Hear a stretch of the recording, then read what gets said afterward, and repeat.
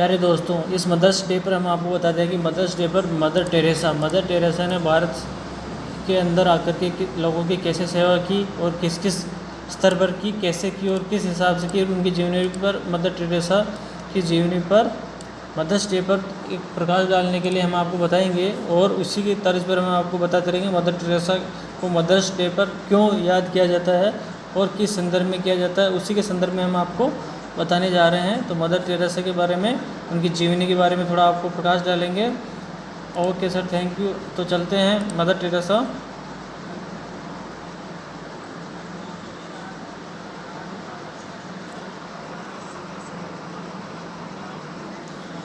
तो संत mother Teresa के बारे में हम आपको बताने जा रहे हैं। तो संत मदर टेरेसा ने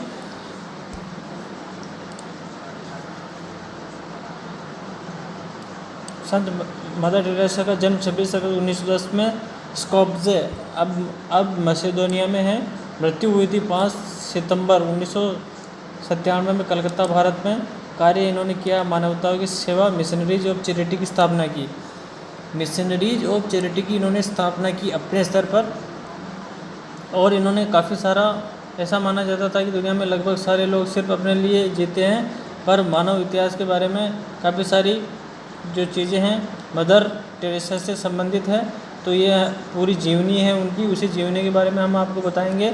और जो मदर टेरेसा के अनमोल विचार हैं उनके बारे में हम आपको बताएंगे। और उनके पिताजी का नाम था निकोला बोयाजू, एक साधारण व्यापारी थे। जो मदर टेरेसा का वास्तविक नाम था अग्नेस गोजा बोयाजीजू था।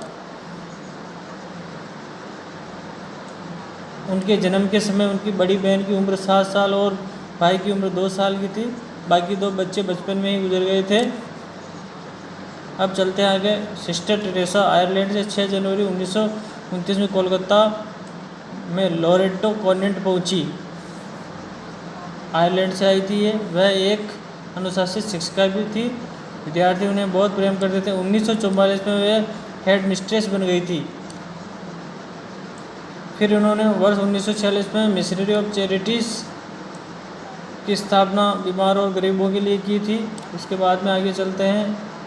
जीवनी पर आपको ध्यान देना चाहिए। और 7 अक्टूबर 1950 को उन्हें वेंटिगन से मिशनरी ऑफ चैरिटी की स्थापना की अनुमति मिल गई। वेंटिगन से मिशनरी ऑफ चैरिटी की स्थापना की, जो ये संस्था भूखों, निर्वस्त्र, बेघर, लंगड़े, लूले, अंधों, चर्म रोग से ग्रसित ऐसे लोगों के काम करती थी। मिशनरी ऑफ चैरिटी का आरंभ 13 लोगों के साथ हुआ था। टेरेसा की मृत्यु समय 1997 में 4000 से भी ज़्यादा सिस्टर दुनिया में ऐसा एक बेसहारा शरणार्थी के लिए काम करती थी। और उसी के साथ हम आगे बढ़ेंगे। मदर टेरेसा को क्या क्या सम्मान मिला था।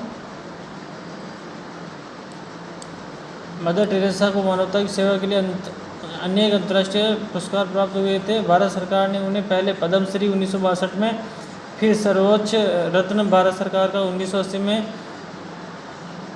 और अमेरिका ने 1985 में मेडल ऑफ द फ्रीडम 1985 से नवाजा गया। 1979 में नोबेल शांति पुरस्कार भी इनको दिया गया, जो इनको राशि मिली थी $1,92,000। वो गरीबों के लिए इन्होंने खर्च कर दिए। फिर 1983 में 73 वर्ष की आयु में पहली बार दिल का दौरा पड़ा था। और उसके बाद में फिर इनके अनमोल विचारों पर विशेष ध्यान देंगे। हम अनमोल विचार बता देते हैं। पहला अनमोल विचार, मैं चाहती हूँ कि आप अपने पड़ोसी के बारे में चिंतित रहें। क्या आप अपने पड़ोसी को जानते हैं? यदि हमारे बीच शांति की कमी है तो वह इसलिए क्योंकि हम भूल गए कि हम एक दूसरे से संबंधित हैं। यदि आप 100 लोगों को भोजन नहीं करा सकते हैं तो कम से कम एक को ही करवा दीजिए। यदि आप प्रेम संदेश सुनना चाहते हैं तो पहले उसे खुद भेजें। जैसे एक चिराग को जलाएं रखने के लिए हमें दिए में तेल डालते रहना चाहिए। अकेलापन सबसे भयानक गरीबी है। अकेलेपन में कभी नहीं रहना चाहिए। अपने करीबी लोगों की देखभाल कर आप प्रेम की अनुभूति कर सकते हैं।